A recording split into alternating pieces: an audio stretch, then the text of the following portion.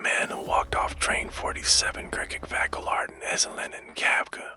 Gizem, Geraldine, Darren Carter, and Latmia Karen Uzun Haike in August 1977. Train 47 left Budapest on its usual midnight route toward Munich. It was a route known for silence, long forests, and the kind of darkness only Eastern Europe could produce at that time. Among the passengers was a man who had boarded without luggage, without conversation, without even a proper ticket. His name, according to the incomplete stub the conductor managed to check, was simply Jonas Werner.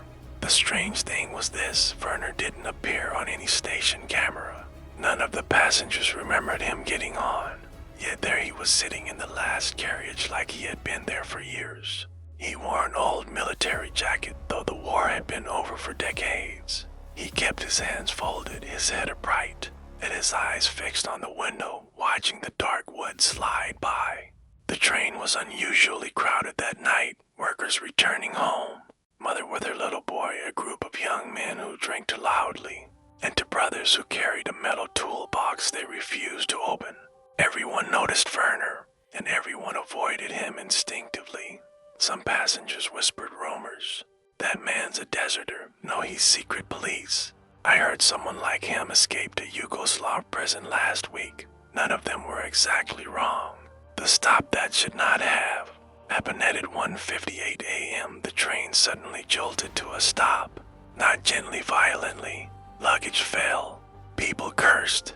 The lights flickered. The conductor panicked. There was no station here. No crossing. Just forests stretching endlessly on both sides. He walked through the corridor shouting, "Stay calm. We will check the brakes."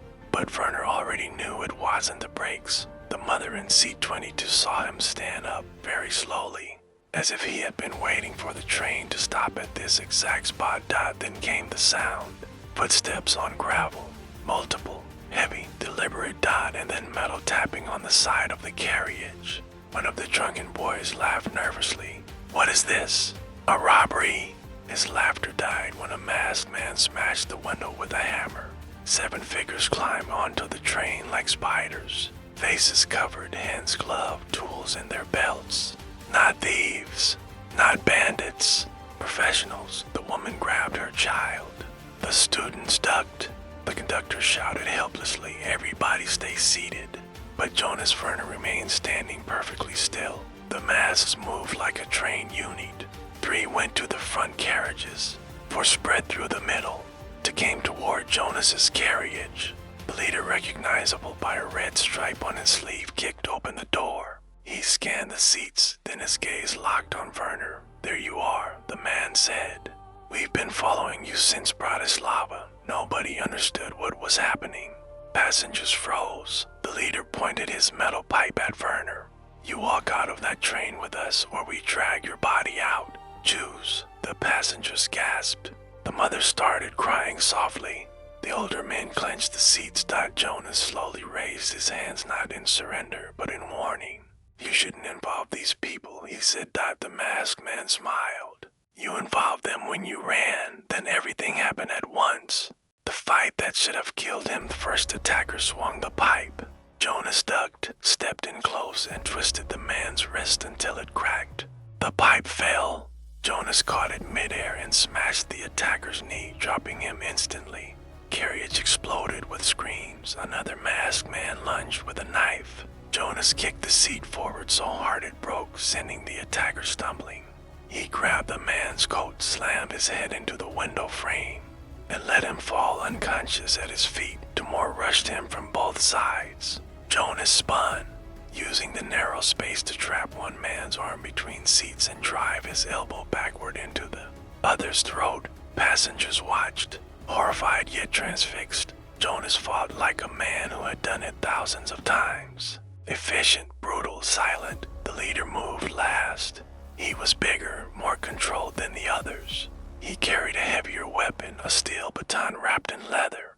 "You were always better than the rest of us," the leader said. "But you should have died back then, Werner." "Maybe I did," Jonas replied coldly. They collided mid-dash carriage. The fight was unlike the others, longer, louder. Seats broke. Glass shattered. Blood splattered on the metal bars. Jonas took a hit to the shoulder, then one to the ribs. He staggered but didn't fall. He countered with a blow to the leader's jaw, then a knee to the stomach. But the leader grabbed Jonas's coat, yanked him forward, and slammed him into the wall hard enough to dent it. The passenger screamed. Jonas dropped to one knee. The leader raised his baton for a killing strike.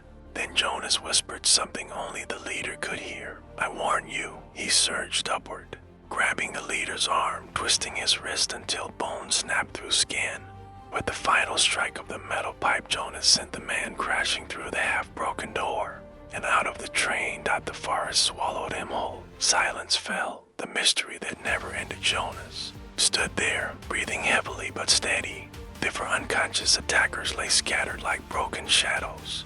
Passengers stared at him with a mixture of fear and awe. The conductor finally managed to speak. Who are you?" Jonas wiped the blood from his lip. "Someone who shouldn't be found." He stepped to the emergency door, pulled the lever, and cold forest air rushed inside. The mother whispered behind him, "You saved us." Jonas didn't turn around. "I wasn't here for you." He leapt into the darkness, disappearing between the trees exactly the way he had appeared, silently, without a trace. 10 minutes later, the train restarted on its own. But one never discovered who stopped it. The attackers who survived refused to speak a word about the incident, even under police interrogation. And Jonas Werner, he was never seen again. Some said he was a deserter from a forgotten European Black Ops unit. Others believed he was part of a failed assassination decades earlier. A few whispered that he was already dead, and what rode Train 47 that night was a ghost finishing unfinished business. But no theory ever explained how a man with no documents, number past, and no recorded existence walked off a moving train into a forest and vanished forever.